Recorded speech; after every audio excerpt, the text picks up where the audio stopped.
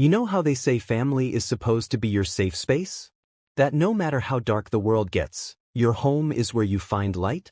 Well, what if I told you that sometimes the darkness doesn't come from outside, it comes from those who raised you?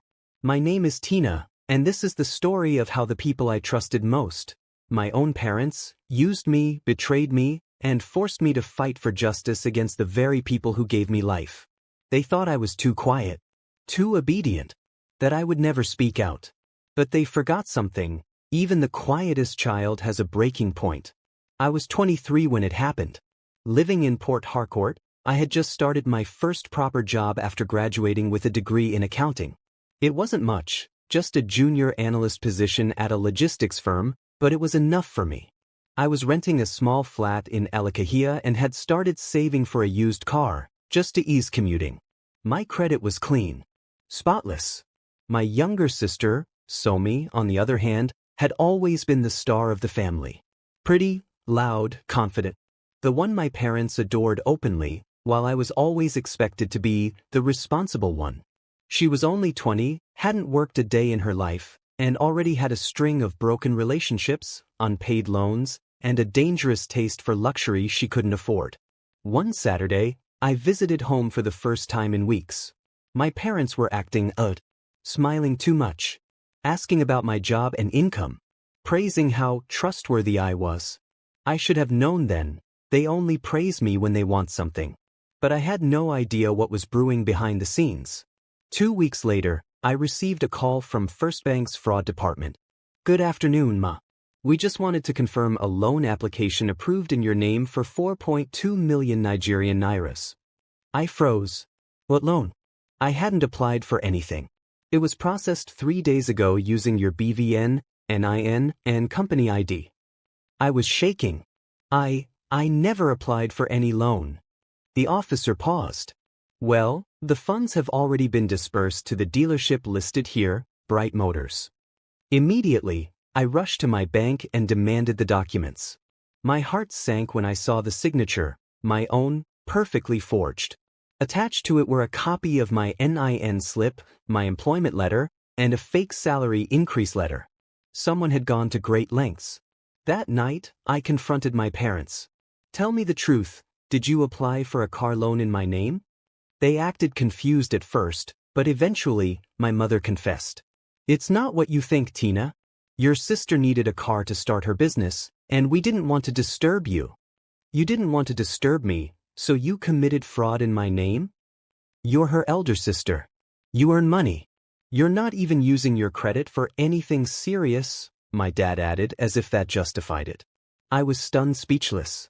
They had used everything I trusted them with, my ID cards, documents I left at home, to steal from me. My sister? She sat there with her long fake nails and wig, scrolling her phone like nothing happened. "It's just a car, beg. I'll pay you back," she mumbled. As if 4.2 million Nigerian nairas could just grow on trees. The car in question? A 2020 Toyota Corolla. Bought from a luxury dealer in GRA. Registered in my name. Yet Somi was driving it around town like it was hers. Posting pictures on Instagram with captions like, #BossChic, #SpoiledByFam. Spoiled? With my credit? The damage was done. The loan had started collecting interest. My salary couldn't even cover the monthly repayment. My account was already in the negative, and the bank had started calling me, threatening legal action. That night, I sat alone in my apartment, crying silently. Not just from financial fear, but heartbreak. How could they do this to me? I knew I had two choices. Keep quiet, drown in debt, and be the good daughter. Or stand up and fight. I chose the second. The first step was gathering proof. I visited Bright Motors and asked for the original purchase documents. The manager remembered me. Rather, remembered me, as in the woman who claimed to be me. She wore a blue Ankara gown and came with an older man, your father, I assume. She signed everything and even gave us a post-dated check from your Zenith account. I asked for CCTV footage. He hesitated, but I explained I was filing a fraud complaint. He gave me a copy. There she was, Somi, smiling and posing next to the car, with my dad beside her, clapping like a proud father. The next stop? The police station. I filed a report. They laughed at first. You want us to arrest your own parents and sister? Yes, I said without blinking. They committed a financial crime. Let the law decide. I was told it would take a few days. I left the station feeling both terrified and empowered. The fallout came fast. On a Thursday morning, police officers knocked at our family home in Ramula. Somi was arrested first. She screamed, cursed, called me every name imaginable. My parents rushed out shocked.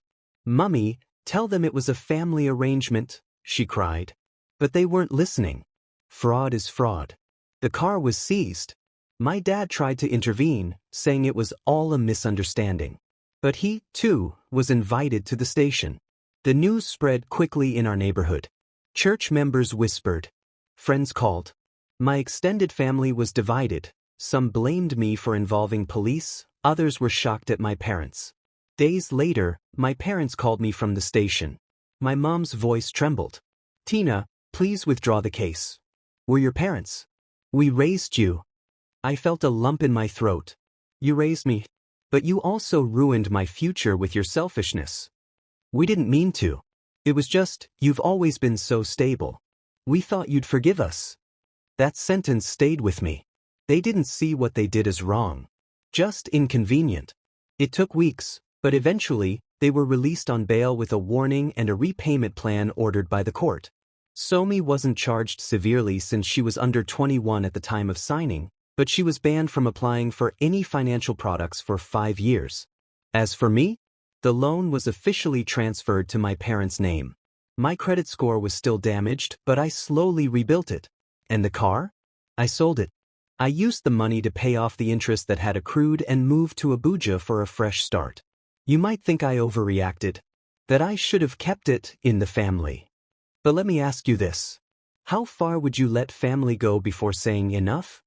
Love does not mean blind obedience. It means accountability, even when it hurts. I still talk to my parents, but things will never be the same. And maybe that's okay. Because I learned something they never taught me growing up. Respect isn't automatic just because we share blood.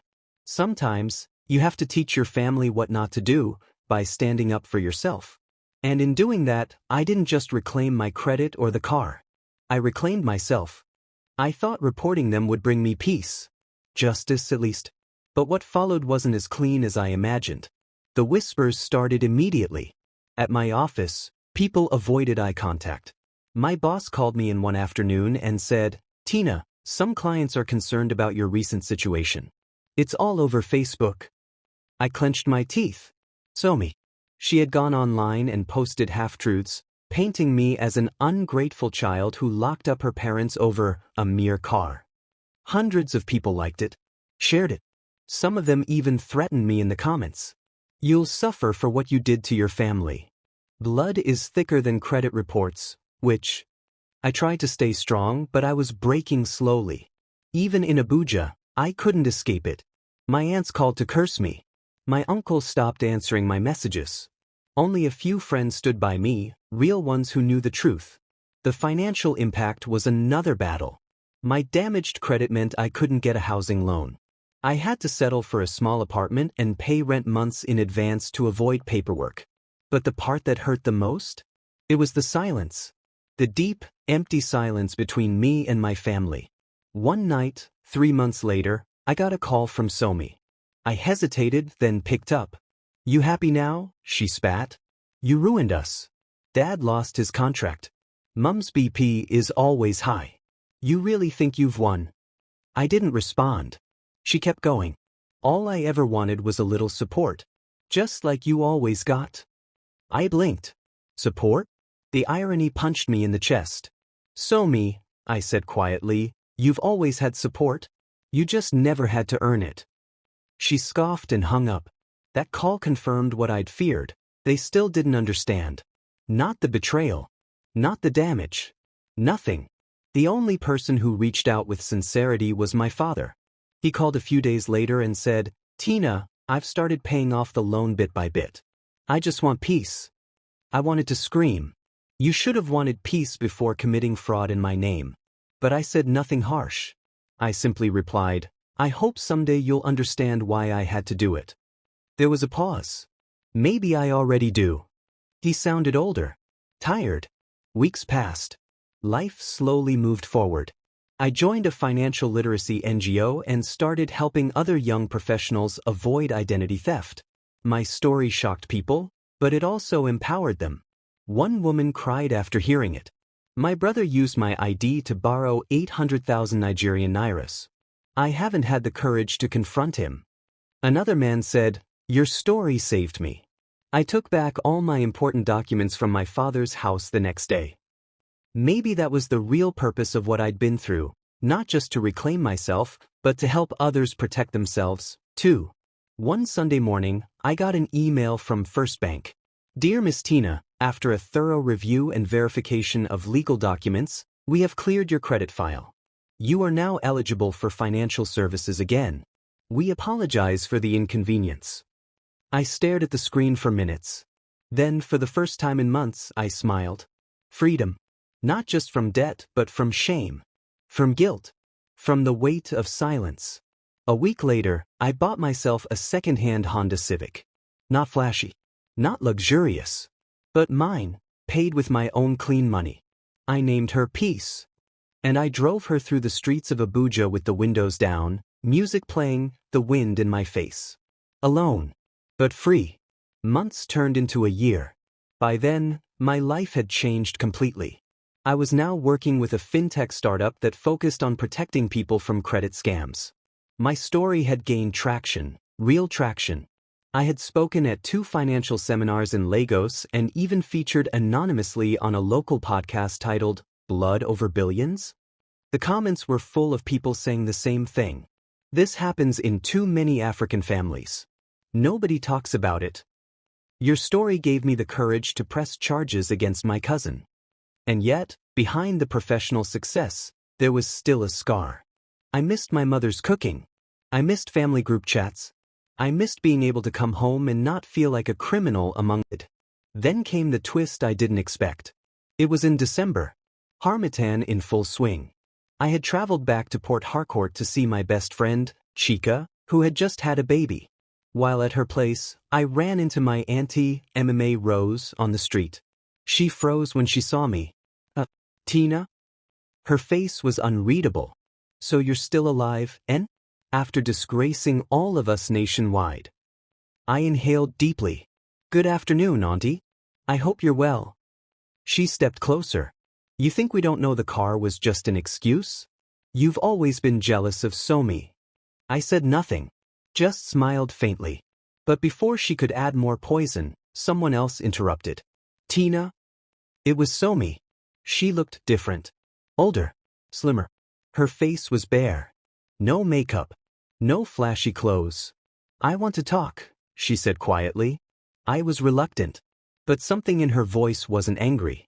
It was tired.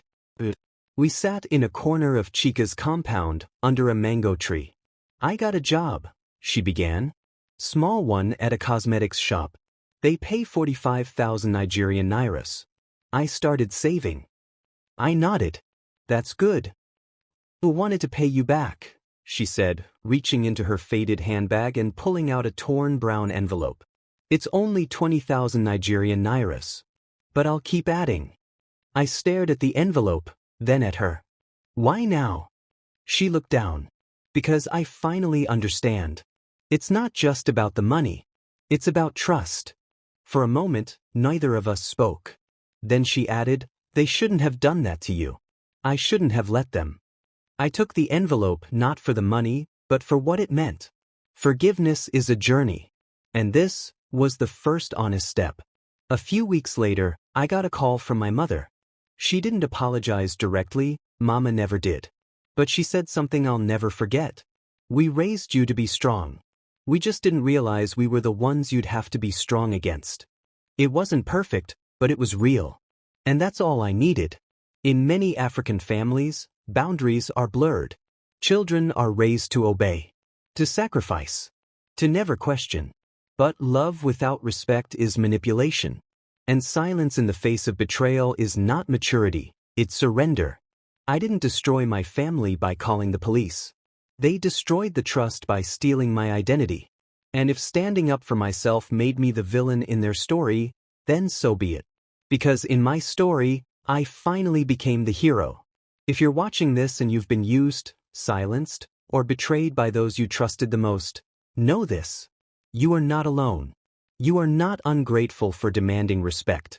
And sometimes the hardest thing you'll ever do is choose yourself over people who taught you never to. But it's worth it, because peace of mind is louder than approval.